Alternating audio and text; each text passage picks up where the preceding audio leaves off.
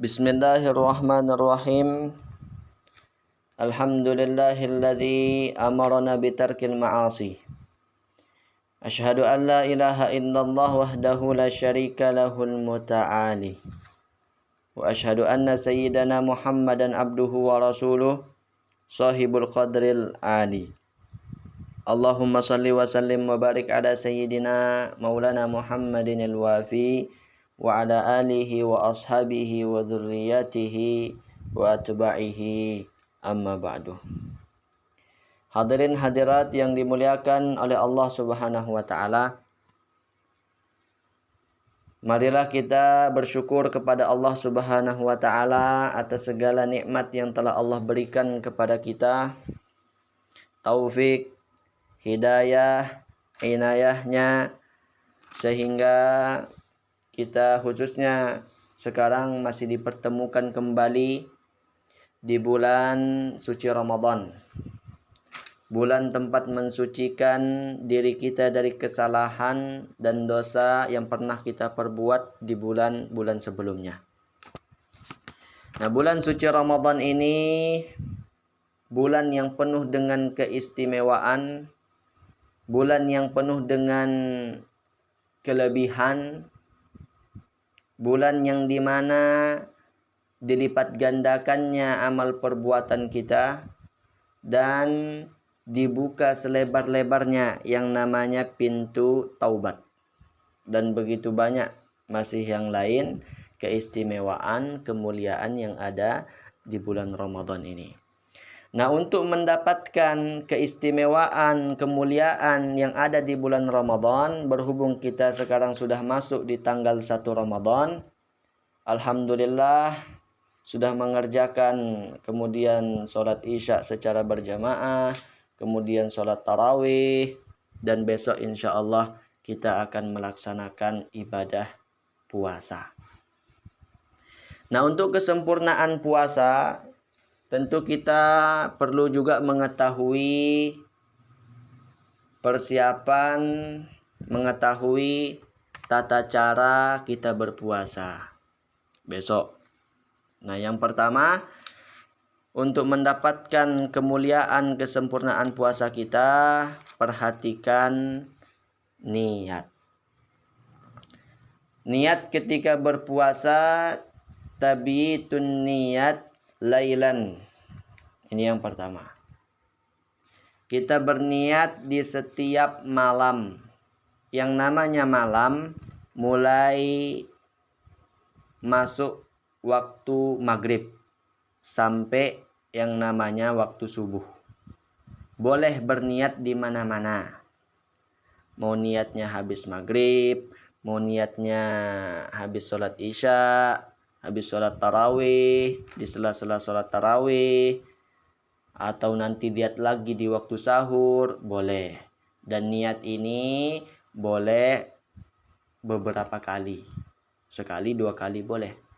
Dan tidak batal karena kita tidur. Misalnya udah niat, habis isya niat puasa, tidur, tidak batal juga niatnya. Dan niatnya kemudian tidak harus menggunakan bahasa Arab. Mungkin ada sebagian keadaannya yang tidak mampu, ilmunya tidak mampu di situ. Nah, jangan sampai artinya dengan tidak bisa menggunakan bahasa Arab, kemudian tidak puasa. Boleh menggunakan bahasa Sasak, boleh menggunakan bahasa Indonesia, tapi kalau dia mampu dengan bahasa Arab juga boleh. Saya berniat besok melaksanakan puasa fardu Ramadan, sah. Nawaitu shauma ghadin an adai fardi syahri Ramadana atau Ramadhani hadhihi sanati lillahi ta'ala juga boleh. Yang mana-mana, tidak harus pakai bahasa Arab. Kalau bisa bahasa Arab, silakan yang mau bahasa Arab. Yang mau bahasa Indonesia, bahasa Sasak juga silakan. Boleh-boleh saja. Nah, inilah yang pertama, yang harus kita perhatikan untuk melaksanakan ibadah puasa besok ini, untuk mendapatkan kesempurnaan puasa kita.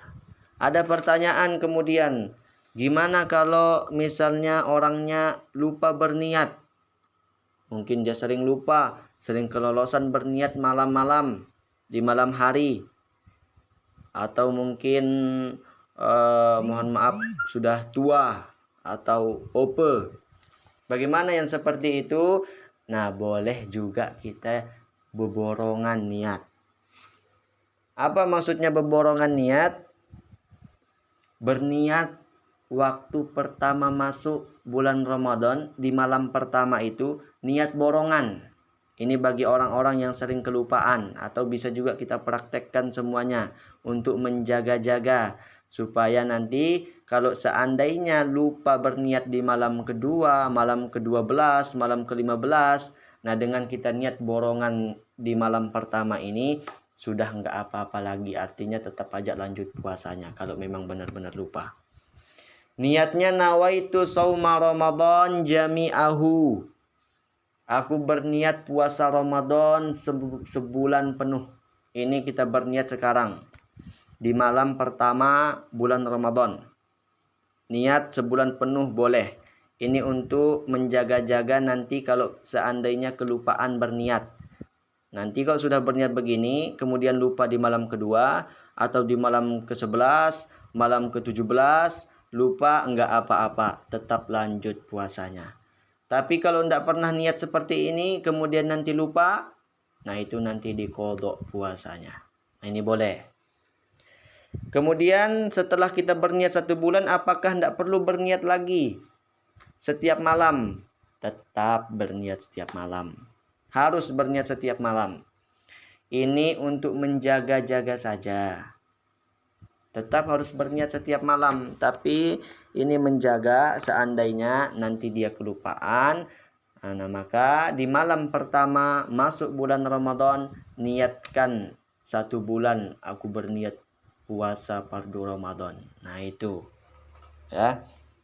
Inilah pertama yang kita siapkan untuk mendapatkan kesempurnaan atau kesahan puasa kita yang kita akan lakukan ini. Niat di malam hari. Dan perinciannya seperti yang tadi. Kemudian yang kedua adalah untuk mendapatkan kesempurnaan puasa kita, yaitu al-imsaku anil muftirat. Menjaga diri, memelihara diri dari sesuatu yang membatalkan puasa. Karena walaupun misalnya keistimewaan, kemuliaan yang begitu banyak di bulan Ramadan, ampunan dosa, berlipat gandanya amal perbuatan, tapi kalau orang tidak puasa, mengerjakan hal yang membatalkan puasa, nah itu bisa nanti dia tidak diberikan kemuliaan, keistimewaan yang ada di bulan Ramadan itu. Makanya kita perhatikan, jaga diri dari sesuatu hal yang membatalkan puasa itu. Singkatnya, perlu diperhatikan, kami sampaikan 9 hal yang membatalkan puasa. Di dalam kitab-kitab tentu berbeda-beda. Ada yang bilang 10, ada yang bilang 9, cuma intinya sama. Kami merincikan, disingkat-singkat saja. Kesimpulannya, ada 9 hal yang membatalkan puasa, dan ini perlu diperhatikan agar kita tahu mana yang membatalkan puasa nantinya untuk kesahan, kesempurnaan ibadah puasa kita. Yang pertama, kalau sudah paham yang ke-9 ini, insya Allah paham nanti pertanyaan-pertanyaan kalau ada yang diragukan-ragukan itu. Yang pertama yang membatalkan puasa, memasukkan sesuatu ke lubang yang 5. Lubang yang 5, lubang mulut, lubang hidung, lubang telinga, lubang depan buang air kecil, lubang belakang buang air besar. Nah, ini yang pertama yang membatalkan puasa. Rinciannya kita akan rinci. Yang pertama, lubang mulut. Lubang mulut baru batal puasanya apabila ditelan. Tapi kalau hanya dimasukkan, tidak ditelan, tidak sampai batal puasanya. Ibu-ibu misalnya rasain kemudian masakan di siang hari, tapi nggak sampai ditelan, tidak batal. Masukkan permen, bonbon ke dalam mulut, tapi tidak ditelan rasanya, tidak ditelan juga permennya, tidak batal. Jadi yang membatalkan itu apabila ditelan. Tapi memang makruh apabila merasakan seperti itu. Nah, ini yang pertama. Bagaimana kalau nelan ludah?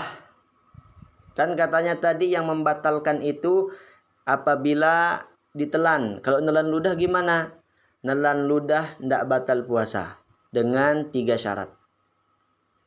Yang pertama, ludah sendiri, bukan ludah orang lain.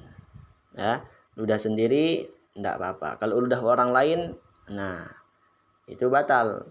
Bagaimana contohnya ludah orang lain? Misalnya, mohon maaf, ini kita lagi membahas fikih, ini pembahasan ini bukan untuk main-main. Misalnya suami istri ciuman, itu tidak batal puasanya. Tapi kalau sampai ludahnya nyangkut ke salah satunya, nah itu ditelan, batal. Karena bukan ludahnya kan, ludah orang lain. Nah itu contoh misalnya. Kemudian ludah tidak membatalkan puasa juga apabila ludahnya masih berada di mulut. Kalau sudah keluar, kemudian ditelan lagi, ditarik, nah itu batal. Ditelan, ditarik, batal. Yang ketiga, asalkan ludahnya masih asli murni, belum bercampur dengan kopi, belum bercampur dengan teh, belum bercampur dengan permen, tidak ada sisa-sisa makanan itu yang rasa-rasanya itu masih bercampur. Nah, kalau seperti itu, menelan ludah boleh-boleh saja, tidak membatalkan puasa. Atau saat berkumur-kumur boleh. Saat bulan puasa berkumur-kumur, saat wudhu. Nah, kemudian itu airnya yang sisa-sisanya itu dimaafkan. Asalkan memang tadi sudah dibuang semuanya, tidak ada yang tersisa. Nah, yang sedikit-sedikit itu rasa-rasa dinginnya itu dimaafkan yang seperti itu. Nah, ini lubang mulut yang membatalkan. Kemudian lubang hidung.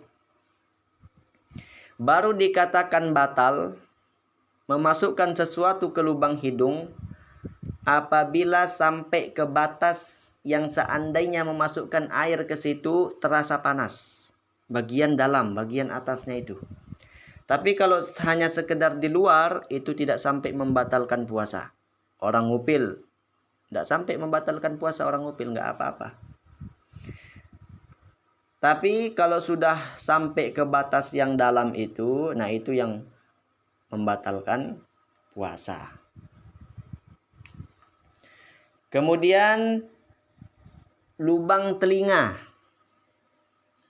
Lubang telinga yang dikatakan batal apabila ukurannya itu jari kelingking, tidak sampainya jari kelingking. Kalau masih disampai oleh jari kelingking di luar-luar itu masih bisa, tidak batal. Tapi kalau sudah memasukkan benda ke telinga atau korek telinga, cotton bud, nah itu batal puasanya. Kemudian lubang depan, lubang belakang. Laki-laki, perempuan misalnya masukkan obat di lubang depannya, batal. Masukkan obat. Atau seorang perempuan ketika habis buang hajat. Ketika habis buang hajat, usahakan hati-hati jangan sampai cukuplah menggunakan perut jarinya. Artinya jangan sampai dibelokkan. Karena kalau dibelokkan itu bisa batal. Walaupun sedikit masuk. Atau saat buang air besar. Saat buang air besar itu cukup dengan perutnya saja. Jangan sampai dibelokkan jarinya untuk dibersihkan. Nah itu bisa batal seperti itu. Tapi jangan karena ini nanti takut takut buang air, enggak apa-apa. Cuma hati-hati ya itu saja. Nah, itu yang pertama yang membatalkan puasa, memasukkan sesuatu ke lubang yang 5. Dengan perincian lubang yang 5 tadi itu. Yang kedua yang membatalkan puasa, muntah. Dengan sengaja. Kalau tidak sengaja, misalkan muntah perjalanan, muntah kendaraan, atau istrinya mual-mual muntah karena ngidam, atau juga mencium aroma yang tidak enak, kemudian muntah, tidak sengaja nggak apa-apa. Tapi kalau sengaja dimasukkan benda ke dalam mulutnya supaya muntah, nah itu yang batal. Tapi begini, kalau sudah muntah, muntahnya nggak sengaja, nggak batal. Usahakan bersihkan dulu mulut yang kena muntah tadi, walaupun muntahnya tidak sengaja. Kalau dia tidak sempat bersihkan, tapi dia kemudian ditelan ludahnya, batal puasanya, walaupun muntahnya tidak sengaja. Misalnya muntah dia tidak sengaja, keluarlah isi yang ada di dalam perut. Nah, isi yang keluar itu najis karena bersumber dari dalam. Kemudian lewat di mulut, kena di mulut, akhirnya mulutnya menjadi mutanajis.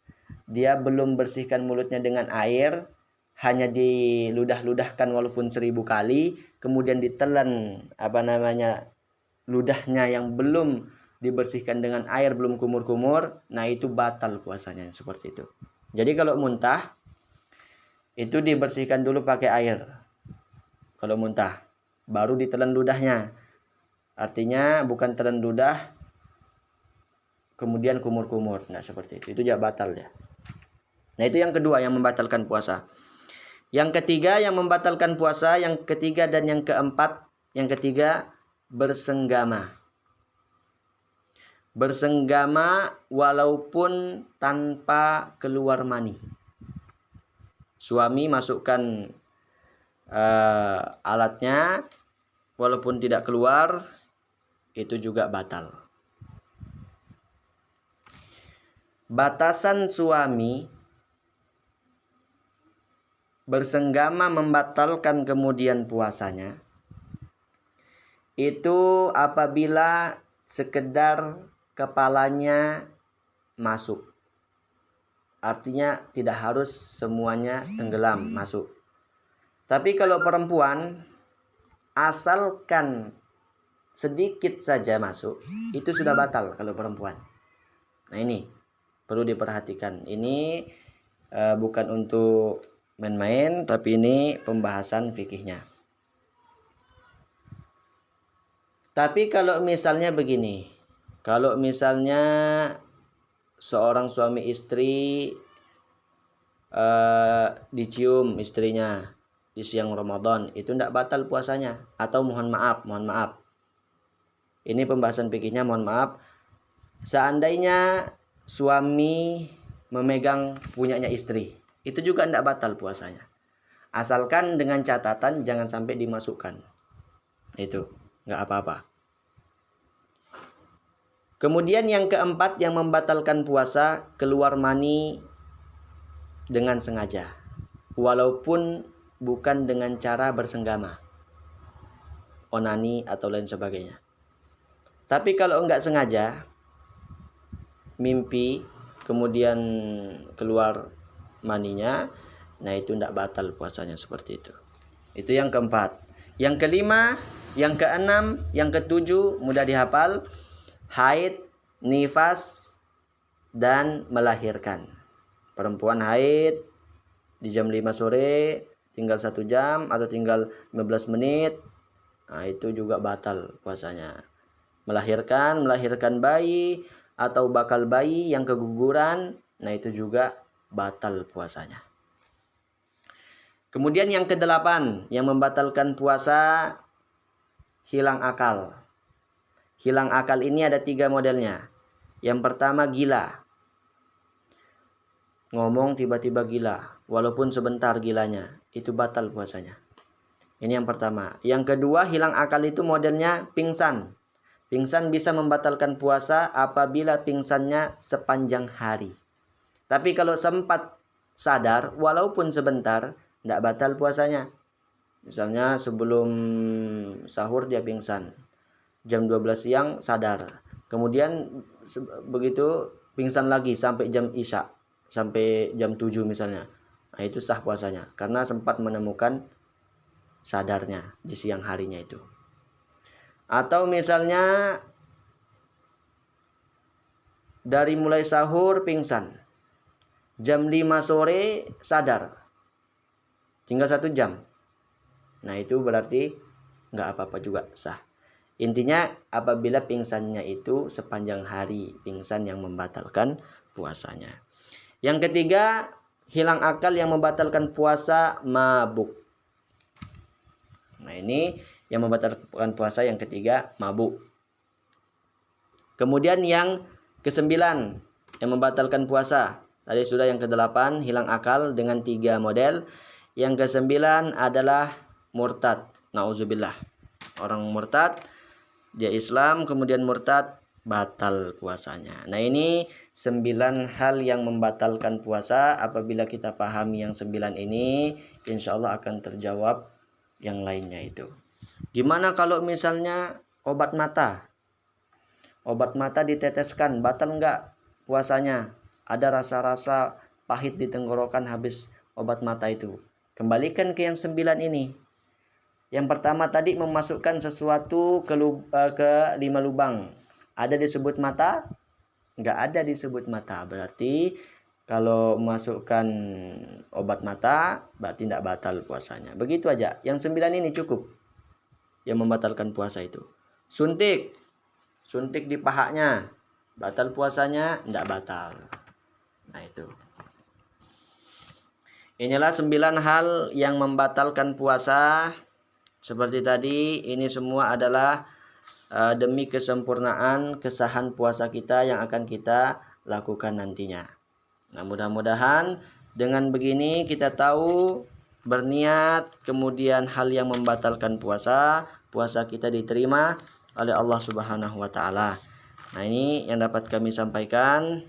Nanti insya Allah kita akan membahas lagi pembahasan kemuliaan, keistimewaan Ramadan yang lainnya. Akhirul kalam, wallahul muwaffiq wal hadi ila sabili rasyad. Assalamualaikum warahmatullahi wabarakatuh.